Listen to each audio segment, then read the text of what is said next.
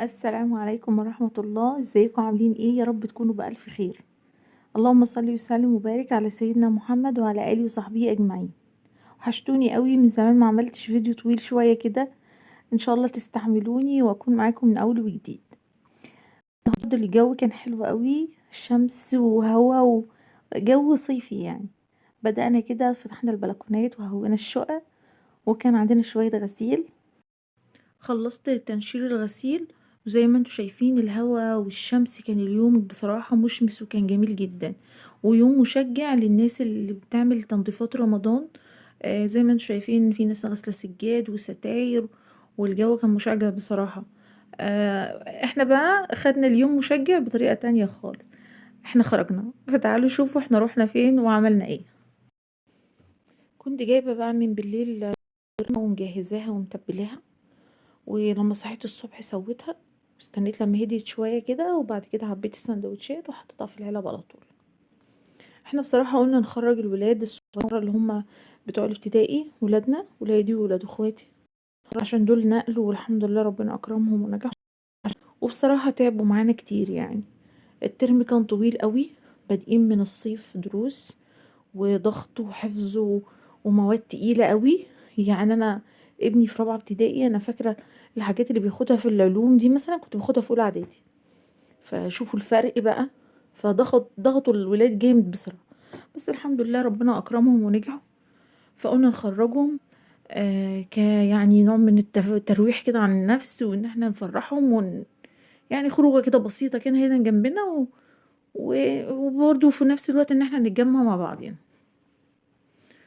المهم عملت لهم الشاورما وعملت تومية، وطبعا اخدت شوية مخلل وشوية لب، خدت ما تبقى بصراحة لان احنا سهرنا عليه بالليل وانا شغالة.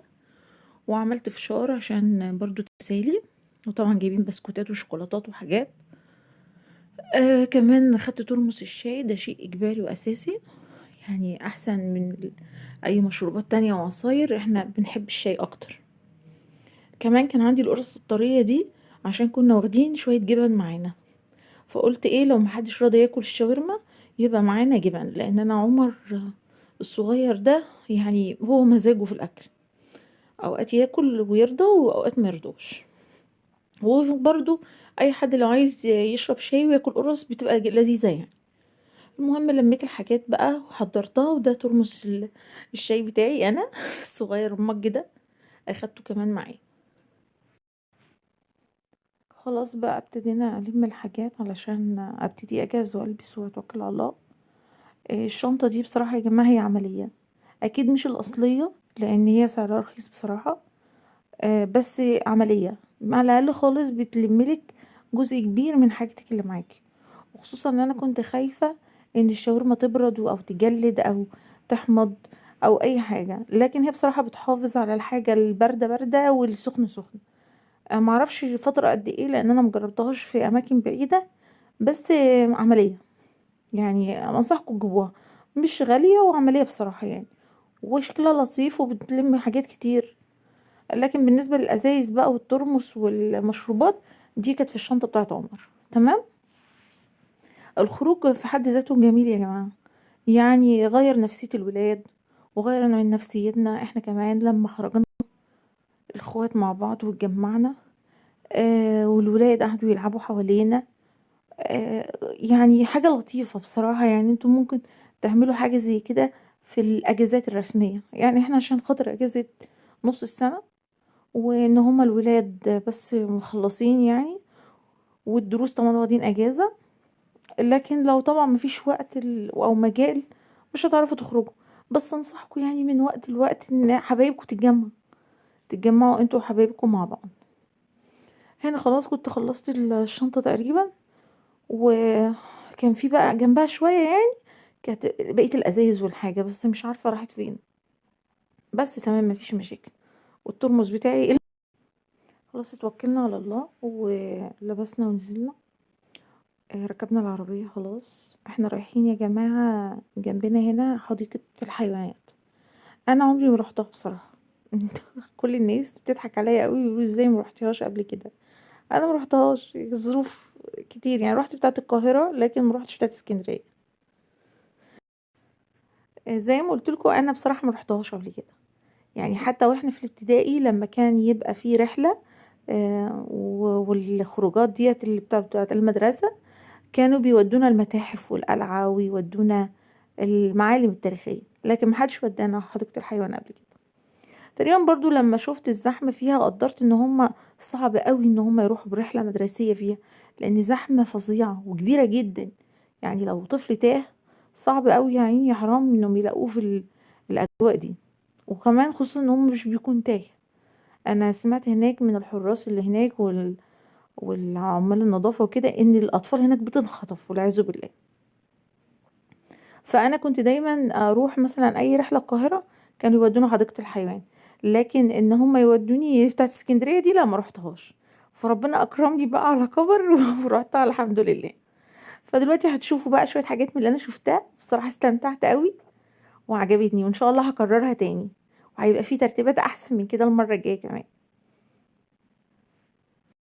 مش عارفه بقى هو عندكم واضح ولا لا، بس دي جزيره كده مليانه وز كتير قوي وشكله مفرح. وانا كنت مفكره دي معزه الاول، وبعد كده لما قربت شويه لقيتها اسمها لاما. مش عارفه بقى يا جماعه، هو الحيوانات هناك تحس ان هي غلبانه وبتيجي علينا، هي عايزه تيجي تاكل، عايزه تيجي تتصور معانا، بتقرب مننا. يعني هنا يعني جايه تقف جنب رؤية، دي رؤية بنت اختي. طبعا مفكره نفسها بتعمل صوره وبتاخد بوزيشن معين يعني، وبعدين قلت لها ده فيديو يا روحي. يعني هنا برضو جايه الغزاله دي، او هي دي قالوا اسمها لاما، معرفش بقى دي نوع ايه الغزلان، بس اعتقد ان هي كده لان هي وشها كيوت بصراحه. هي جايه تتصور ورقاق التوته اللي اتخضت، وهي لا، انا لو ماشيه في طريق وفي قطه، القطه هي اللي هتخاف، لكن هي الحيوانات دي استأنستنا. طيبين قوي. دي طبعا انتوا عارفينها دي معيز يعني، باين قوي. هنا بقى كان الجمل ده كان نفسي اصوره وهو واقف بصراحه، كان نفسي اشوفه. احنا من غير اي حاجه تننا واقفين شويه عنده. شكله سبحان الله يعني لطيف بصراحه. وصاحي من النوم ومش طايق نفسه شكله كده، ويحلني لما قام. بس جميل. كل الحيوانات طيبة قوي، انا مبسوطة قوي ان انا شفت الحيوانات الطيبة دي. بصوا بقى المكان ده كان كله فراخ. هما قالوا لنا دي فراخ هندي، بس أنا والله يا جماعة شايفاهم فراخ بلدي يعني. يعني شايفاها فراخ عادية يعني. بس هو قال لا دي هندي، الحارس اللي واقف قال لا دي هندي. انا اختي كانت عايزة تدخل تلم البيض، او تجيب لنا فرختين نتغدى، يعني يا كده يا كده. بص الدب ده، طبعا القصة كلها مكتوب عليه هو دب ايه، افريقي، اسيوي، مكتوب على كل حيوان يعني السي في بتاعه، يعني كل حاجة مكتوبة. بس يعني ايه، انا ما كنتش بركز قوي في الحاجات دي. انا بصراحة كان عاجبني قوي اجواء الحيوانات دي، بصراحة عجبتني.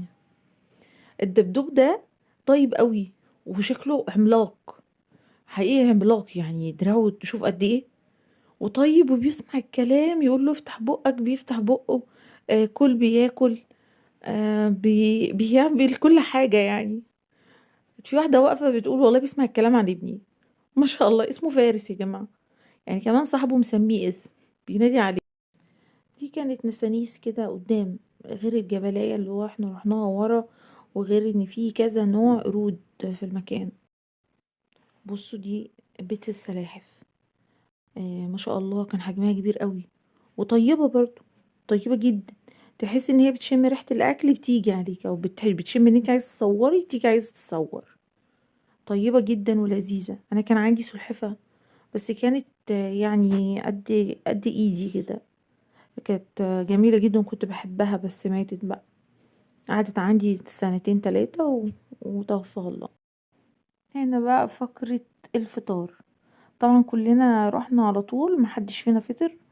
والولاد كمان اندمجوا جدا مع الحيوانات ونسوا نفسهم، فطبعا كل نسى نفسه. فابتدينا بقى نحضر لهم الفطار، وقلنا يريحوا شوية ونقعد يا يفطروا، وبعد كده يتوكلوا على الله بقى. اللي عايز تاني يعمل جولة، اللي عايز يقعد يريح، اللي عايز يتكلم في الموبايل، اللي عايز يعمل اي حاجة. طبعا اخواتي كل واحد عمل حاجة، اللي عمل سندوتشات، واللي عمل كيكة، واللي عمل كله شاورما وفراخ وبانيه وحاجات كده. طبعا هو ده اكل الرحلات يا جماعه، هو ده الاكل المتعارف عليه في الرحلات. طبعا الفكرة مش في نوع الاكل ولا كميته، الفكرة في التجمع نفسه. التجمع في حد ذاته شيء يعني حلو جدا. هنا القفص ده بقى كانت بغبغانات. البغبغانات الوانها سبحان الله واشكالها واحجامها خطيرة، وبتعمل اصوات جميلة جدا بتشدنا بجد. بصوا ده البغبغان كانوا مطلعينه للتصوير في اليوم ده، معرفش في غيره ولا لا. الغريب بقى ان البغبغان، عمر قال لي يا ماما ده كان تقيل، وكله قال الموضوع ده. سبحان الله بجد، يعني حيوانات غريبة. لا وكمان رؤية مندمجة يعني مع الحيوانات حقيقي. ده كان دب بس نوع تاني خالص، يعني مكتوب على القفص من بره ان هو حاجة تانية، بس نفس الحجم. يعني التاني بني وده اسود، بس كده. اه بصوا بقى، بصوا بقى بجد على كمية الرعب.